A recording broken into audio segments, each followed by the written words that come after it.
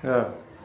Assalamualaikum Pak Kemi, apa kabar? Waalaikumsalam. Alhamdulillah baik. Alhamdulillah, iya alhamdulillah baik. Oh Iya, iya, baik. iya. Senang bisa berjumpa Pak Kemi di sekolahnya yang sangat bagus ini. Ada bioskop ininya di sini. Iya. Iya, terima kasih kunjungannya. Mudah-mudahan tidak merepotkan ya Pak ya. Enggak, ya, Pak J. senang ya J. bisa eh, bisa didatangi teman-teman hebat J. atas kesempatannya. Alhamdulillah. Ya. Pak Kemi, baik seperti yang sudah kita bicarakan lewat pesan WhatsApp bahwa hari ini saya ingin ikut andil dalam membantu Pak Kemi dalam mengembangkan potensi coaching ya. Oh iya. Iya, Iya. baiklah. Seperti yang kita ketahui pada saat kita melakukan round kolaborasi kemarin, Iya. bahwa rubrik penilaian untuk sesi coaching itu adalah yang pertama itu apa Pak? Mendengar aktif. Oke.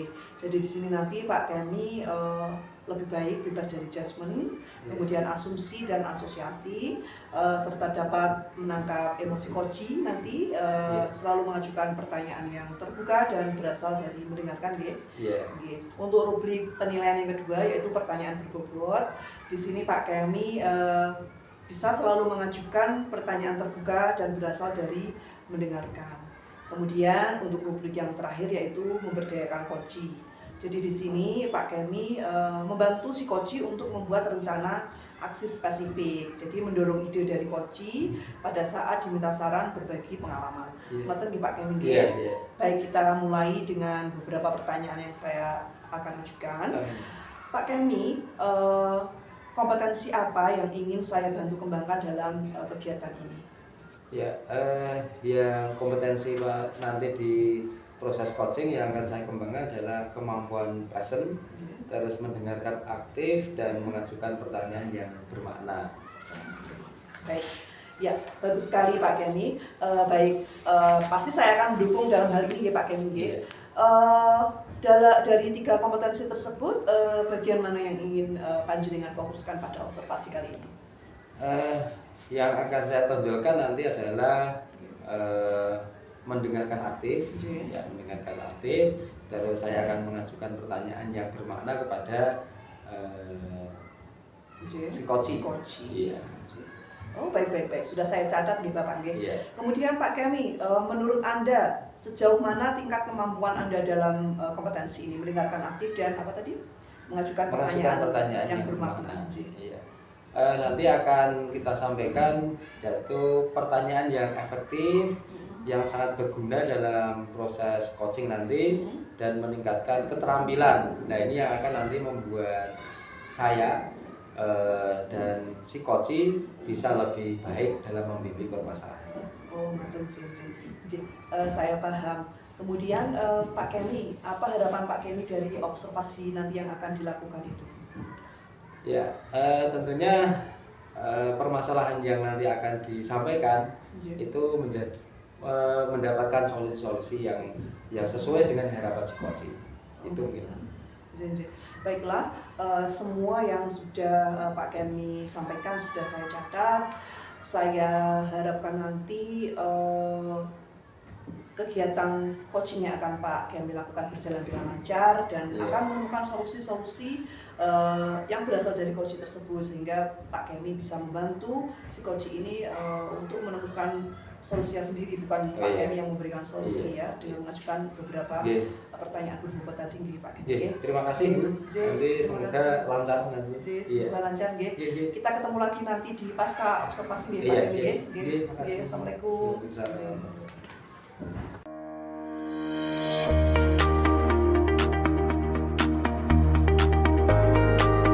Assalamualaikum warahmatullahi wabarakatuh.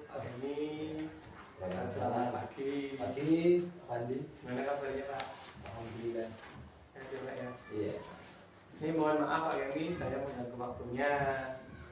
Saya mohon izin, saya hadir sini untuk berkonsultasi, mohon bisa diberikan jalan keluar lah, atau mungkin saya pengen ini ada masalah, saya pengen cerita ke Pak Kemi biar nanti dalam proses saya belajar mengajar itu apa yang menjadi harapan saya itu bisa terpenuhi gitu Pak. tadi itu saya melihat Pak Fandi ketika berangkat sekolah sampai di sekolah itu Kak, aura beda Pak wajahnya itu. Sedang ada masalah. Ada masalah. Iya. Karena biasanya itu ketika ketemu muridnya, ketemu temennya itu kok ceria. Hari ini kok beda. Iya. Gitu. Ada apa Pak Fandi? Jadi gini Pak, ya tadi saya tuh dari semalam itu merasakan ya besok itu saya harus bagaimana nih ngadepin anak-anak. Ya, anak-anak itu ternyata beberapa kali pertemuan saya itu agak kurang semangat. Oh iya. Kurang semangat. Jadi saya di sini tuh pengen berdiskusi sama Pak Kenny. Kiranya saya harus bagaimana gitu. Itu kelas berapa Mas Pak ya? Kelas 12. Pak. Oh, kelas 12. Iya. Semua kelas atau hanya beberapa kelas saja? Yang hari ini nanti mau saya masuki Pak. Oh, kelas berapa? Kelas 12 TBSM. Oh, kelas 12. Kelas 12 TBSM 4. Kan kebanyakan anak-anak cowok. Oh iya. Kalau Pak Ken boleh tahu permasalahan spesifiknya apa Pak Fandi? Jadi gini Pak, banyak dari anak-anak itu motivasi belajarnya itu kurang karena memang anak-anak TSM atau anak SMK itu kan memang lebih ke praktek ya. Iya. Jadi kalau di mata pelajaran yang teori itu, apalagi kalau kita di pendidikan agama Islam itu kan memikirkan sesuatu yang nggak kelihatan ya Pak. Makanya anak-anak itu kalau Abstrak ya? Abstrak gitu kan. Kalau kita ngobrol atau bahas masalah iman katakan itu anak-anak mesti ngantuk, kemudian kepala tuh rasanya berat gitu Pak. Iya. Berarti secara tidak langsung tadi permasalahannya adalah kurang semangat dalam belajarnya. Iya. Apalagi jam-jamnya sudah habis praktek, capek gitu ya. Jadi ada beberapa kelas, tidak semuanya ya. Ada yang tidak semangat pada yang nanti akan dimasuki Pak Fandi ini. Iya. Nah, kira-kira Pak Fandi untuk menyelesaikan masalah ini, ya, kira-kira Pak Fandi punya trik apa kira-kira? Kalau trik ya yang sudah saya pelajari itu apa ya? Biasanya paling ada ice breaking dulu Pak. Ice breaking, karena kan anak-anak itu kalau habis praktek atau kadang habis olahraga itu kan secara fisik, secara psikisnya itu kadang nggak siap gitu Pak. Oh iya. Mungkin dengan ice breaking atau mungkin untuk mengkondisikan anak mungkin bisa nih Pak ya. Oh iya. Gitu Pak. Mungkin dengan ice breaking bisa. Kemudian biasanya kalau dulu saya pakainya kayak ini apa namanya hypnotising gitu Pak. Oh, hypnotising. Oh iya. Dulu pernah belajar terkait hypnotising. Cuma ya nggak semuanya bisa dilakukan dengan hal yang sama. Ya karena kan masing-masing zona beda-beda. Ada yang dengan metode hypnotising itu anak-anak udah langsung bisa terbuka hatinya, kemudian semangat belajarnya timbul. Ya kalau untuk anak-anak cowok-cowok itu kadang susah juga Pak. Sebelum ini ya, sebelum nanti akan ada ice breaking, ada thermo teaching ya, hypnotising. Sebelumnya yang Pak Fandi lakukan apa? Ini? Ya paling hanya nyapa anak, kemudian anak suruh berdiri biar semuanya siap, ngajak terapian dan hanya kondisian sederhana seperti itu Pak. Cuma semakin kesini kok anak-anak juga mungkin bosan juga Pak. Oh iya. Jadi mungkin anak-anak kurang termotivasi nih ya. Gitu. Jadinya mungkin ngantuk tadi. Capek juga mungkin. Capek karena ya habis praktek ya. Terus rencana yang tadi sudah Pak Fandi sampaikan ya, rencanakan itu ada ice breaking, ada hypnotising. Itu bentuk tanggung jawab nanti Pak Fandi ya, bentuk tanggung jawabnya untuk diterapkan di kelas itu bentuknya seperti apa? Tentunya nanti yang paling awal kan harus mengkondisikan siswa dulu ya, mengkondisikan siswa sehingga siswa itu siap.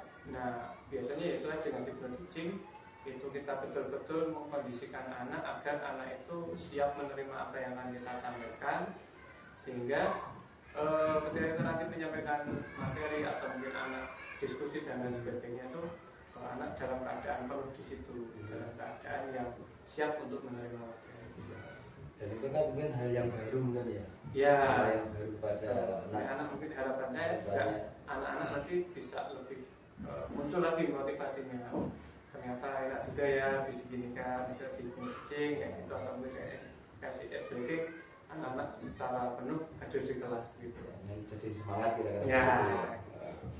Ada mungkin bisa dilibatkan atau apa teman atau fasilitas di kelas itu bisa dilibatkan dalam bentuk aksi nyata tadi.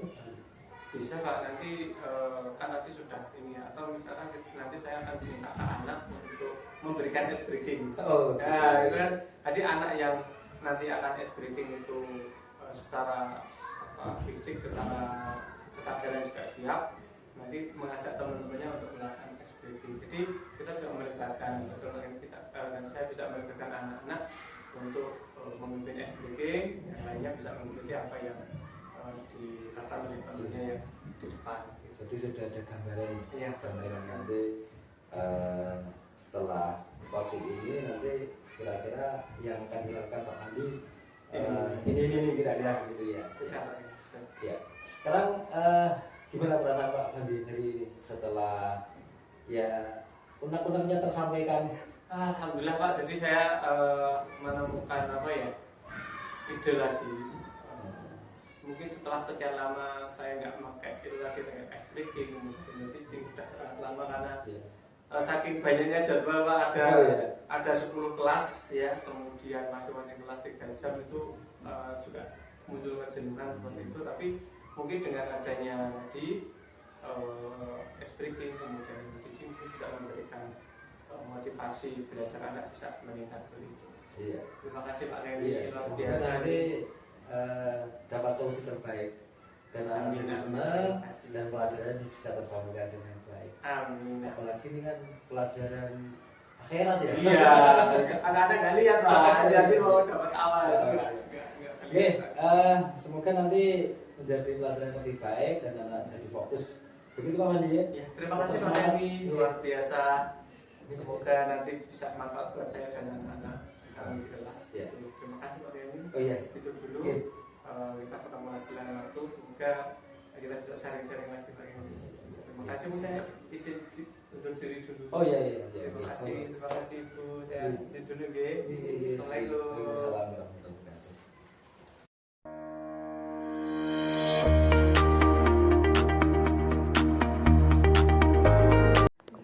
Selamat pagi, assalamualaikum Pak Kenny. Waalaikumsalam. Iya. Alhamdulillah kita berjumpa lagi ya. Iya. Terima kasih loh Pak Kenny sudah menyediakan waktu lagi untuk berbincang dengan saya nggih. Iya. Ini kemarin sudah ketemu dengan Pak Fandi kemarin. Iya, dengan saya juga ya. Oke, ya. Baik. Ketemu lagi ya. Memang sedang berjodoh atau seperti apa? Ya, baik Pak Kenny, di pertemuan ini saya ingin membahas hasil observasi yang telah saya lakukan pada sesi coaching sebelumnya. Baik, akan ada beberapa pertanyaan yang akan saya sampaikan, nggih. Baik, Pak Kenny, bagaimana Pak Kenny menilai performa Pak Kenny sesuai kompetensi yang ingin dicapai kemarin itu? Iya, sesuai dengan arahan dan sebelum coaching kemarin itu saya merasa lebih baik dalam meningkatkan kompetensi coaching ini kepada Pak Fandi kemarin gitu. Ya. Apa yang membuat Pak Kenny merasa sudah baik dalam kompetensi yang telah dicapai tadi? Saya merasa kemarin pertanyaan saya sudah berbobot untuk memberikan jalan keluar Pak Fandi gitu ya. Oh baik. Iya. Baik. Kemudian apa Pak Kenny sudah merasa baik dalam mendengarkan aktif? Ya. Kebetulan saya lebih banyak mendengar pada sesi coaching kemarin gitu. Ya. Baik. Bolehkah saya berbagi hasil pengamatan saya Pak Kenny? Oh, boleh. Silahkan dengan senang hati. Oh iya. Baik. Jadi kalau yang saya lihat berdasarkan catatan yang sudah saya buat dari hasil pengamatan yang saya lihat, Pak Kemi telah melakukan mendengar aktif dan juga mengajukan pertanyaan berbobot dengan sangat baik, sesuai dengan standar yang sudah kita rujuk kemarin ya, rubrik penilaian seperti itu ya. Kemudian bagaimana perasaan Pak Kemi mendengar hal ini? Ya, saya sebagai pendengar ya merasa senang ya, merasa senang karena ada rasa membantu teman ya, membantu teman dalam mengutarakan permasalahan kemarin itu gitu ya. Baik. Ya. Namun demikian saya juga ingin memberikan beberapa hal yang perlu ditingkatkan oleh Pak Kemi, boleh nggih? Boleh, senang hati, dengan senang hati. Saat melakukan observasi, saya perhatikan bahwa ada beberapa pertanyaan yang Pak Kemi perlu tingkatkan dalam mengarahkan si coach untuk berpikir secara reflektif. Jadi ada beberapa pertanyaan yang perlu ditingkatkan lagi begitu. Yang sebetulnya sesuai standar tadi kan tidak boleh ada asumsi atau asosiasi. Ada satu saja yang ada asumsi dan itu tidak masalah karena hanya satu saja. Tapi yang secara keseluruhan sudah sangat baik. Gitu. Kemudian bagaimana perasaan Pak Kemi mendengar hal ini? Terima kasih ya. Nanti di lain waktu ketika ada sesi seperti ini lagi ya, sesi coaching akan saya perbaiki dan semoga nanti si coaching semakin mendapatkan jalan keluar sendiri, kira-kira begitu. Iya, baiklah. Dari yang sudah saya sampaikan tadi, dari diskusi yang sudah kita lakukan ini, apa langkah-langkah konkret yang akan Pak Kemi lakukan untuk meningkatkan performa di wilayah coaching ini? Ya, yang pertama akan selalu dari alur itu ya Bu ya, dari alur itu akan saya pelajari lagi dan juga akan semakin punya empati kepada si coaching gitu ya. Baiklah, ya langkah yang sangat bagus Pak Kemi. Jadi saya akan mencatat hasil observasi ini ke dalam form supervisi akademik. Kemudian terakhir Pak Kemi, apa yang sudah Pak Kemi peroleh dari proses ini dari awal sampai pelaksanaan sampai pasca ini? Yang pertama ilmu baru. Ini tentu ya ilmu baru dan pengalaman baru membuat nanti proses coaching ini yang kebetulan memang di dunia pendidikan kita memang sangat dibutuhkan, apalagi kita di dunia yang sama ya dengan tingkat SD, SMP dan SMK, kira-kira begitu ya, akan saya tingkatkan dalam hal talenta di bidang coaching ini gitu. Baiklah, sangat menyenangkan sekali kegiatan kita. Terima kasih atas waktunya Pak Kemi sudah meluangkan waktu untuk saya. Kemudian mudah-mudahan kerjasama ini selalu terjalin. Terima kasih Bu Eda. Baiklah, sampai jumpa di lain waktu Pak Kemi. Assalamualaikum. Waalaikumsalam. Terima kasih Bu.